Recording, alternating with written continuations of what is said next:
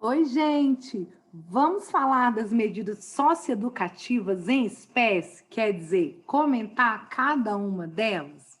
Olha lá, vamos que vamos para a nossa aula de medidas socioeducativas. Vou compartilhar com vocês um slide aqui. Vamos que vamos! Nossa aula de Estatuto da Criança. Pessoal, quando o adolescente comete um ato infracional, ele está sujeito a medida socioeducativa. Quando a criança, diz aí o artigo 105, olha, comete um ato infracional, ela sofre a medida de proteção. Tudo bem? Aquelas do artigo 121 do 101 que a gente viu na aula passada. Já o adolescente, ele vai sofrer uma medida socioeducativa. E se ele for maior de 18 na data do fato, de quando ele cometeu o fato, aí ele vai sofrer a pena, de acordo lá com o Código Penal.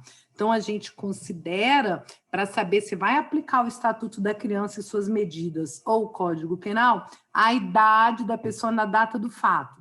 Se ele tinha 17 anos, 11 meses e 29 dias, vai responder de acordo com o Estatuto da Criança e Adolescente com a medida socioeducativa, tudo bem? Que pode ser cumprida até os 21 anos. Tranquilo? E quais são as medidas socioeducativas? Que olha o que o 112 diz aí, ó, é aplicada ao adolescente, o 112 não é aplicado à criança. Socioeducativas mais rigorosas só ao adolescente. De proteção do artigo 101, tanto à criança quanto ao adolescente, tudo bem? A primeira delas é a advertência, e o artigo 115 nos diz que a advertência é uma admoestação verbal, aquele sabão que é reduzida a termo e assinada pelo adolescente. É a mais branda de todas, é para os atos infracionais mais leves.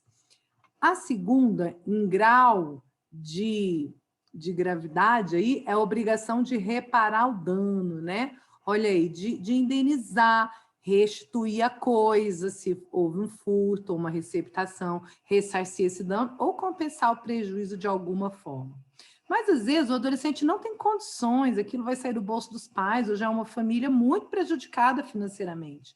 Então, dada essa impossibilidade, o juiz da vara da infância e juventude vai substituir essa medida por uma outra mais adequada, que pode ser, por exemplo, a próxima, a prestação de serviço à comunidade. Então, ele não tem dinheiro para indenizar, mas ele tem condição de prestar algum serviço, não é? E a prestação de serviço à comunidade, ela não é remunerada, não é um estágio, não é um curso profissionalizante, um momento para ele aprender uma profissão, não. São tarefas gratuitas, pelo prazo máximo de 6 meses, em horário que não prejudique a escola, não prejudique o trabalho do adolescente. Se for um adolescente que trabalhe, né, um maior de 14 anos, que já pode trabalhar na condição de aprendiz, que é realizado em hospitais, escolas, entidades assistenciais, programas comunitários ou do governo. Então, ele presta essas atividades gratuitas de acordo com a aptidão dele. Se ele sabe capinar, jardinagem, pintar muro, cortar cabelo, fazer atendimento ao público. Então, é de acordo com as aptidões desse adolescente. O máximo que ele pode prestar de serviço são 8 horas semanais, para não prejudicar a escola, né? E o trabalho. E pelo prazo máximo de 6 meses. A próxima medida socioeducativa nessa escala de aumentar a gravidade é a liberdade assistida, vulga LA, né? A liberdade assistida, nela, é designado um orientador para acompanhar, auxiliar o adolescente, né? Então, o juiz designa esse orientador e ele fica acompanhando o adolescente pelo prazo mínimo de 6 meses e o juiz pode prorrogar essa LA, essa medida, ou substituí-la ou revogá-la, se ela deixar de ser necessária, e o orientador vai inserir essa família num programa de auxílio comunitário, de assistência social, bolsa, família, ou qualquer coisa que precise, supervisionar a frequência, as notas desse adolescente, né, na escola, e se ele não tiver matriculado, providenciar a matrícula, vai diligenciar para a profissionalização desse adolescente, visando sua inserção no mercado de trabalho, e apresentar um relatório desse caso ao juiz, né? Se ele cumpriu bem ou não essa liberdade assistida, essa LA. Então, não tem privação de liberdade nessa medida, mas ela é assistida. A próxima medida socioeducativa mais grave, que é aplicada somente a adolescentes, como todas essas aí, é a inserção em regime de semiliberdade. Essa é uma foto de uma casa de semiliberdade. Essa casa é situada no centro urbano, simula, né, uma casa, e eles podem realizar atividades externas, é obrigatória a escolarização e a profissionalização, com a prioridade em usar os recursos existentes ali na comunidade. Não tem um prazo determinado, nem 6 meses, nem 1 ano. Enquanto der, ela é aplicada pelo prazo máximo de 3 anos, que é a mesma coisa da internação, que é a mais severa das medidas socioeducativas. Diz o Estatuto que a internação em um estabelecimento educacional, mas sabemos nós que na prática é num lugar tão rigoroso quanto uma prisão, em um regime fechado, tudo bem? Claro, é num ambiente separado, só para adolescentes, que são separados e selecionados de acordo com a sua compleição física, a gravidade do ato infracional praticado, a idade deles, nesse estabelecimento, e onde eles ficam pelo prazo máximo de 3 anos, ou serão liberados ao completarem 21 anos de idade, o que acontecer primeiro.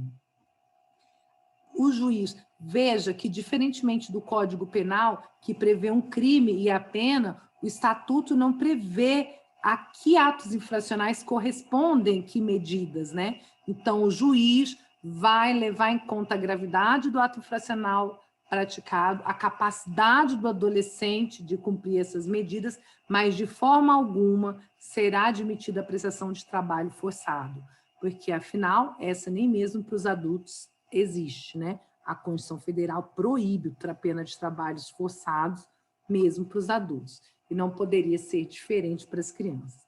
E quem aplica as medidas socioeducativas? O nosso amigo juiz, tudo bem? Não é o Conselho Tutelar. O Conselho Tutelar aplica a maioria das medidas de proteção, nem todas o Conselho Tutelar aplica. A colocação em família substituta, em acolhimento familiar, é só o juiz que coloca, né? E aí, as socioeducativas, que são as mais severas, só para os adolescentes, é o nosso querido juiz da infância quem aplica. E lembrando que o adolescente pode sofrer as medidas protetivas, olha aí, como diz o guarda-chuva ali, ó, de proteção, e as socioeducativas, uma ou outra, ou só uma delas. Crianças, apenas as protetivas. Tudo bem? Essa previsão está no artigo 112, inciso 7º, dizendo que se aplicam as protetivas do 101 aos adolescentes. Maravilha!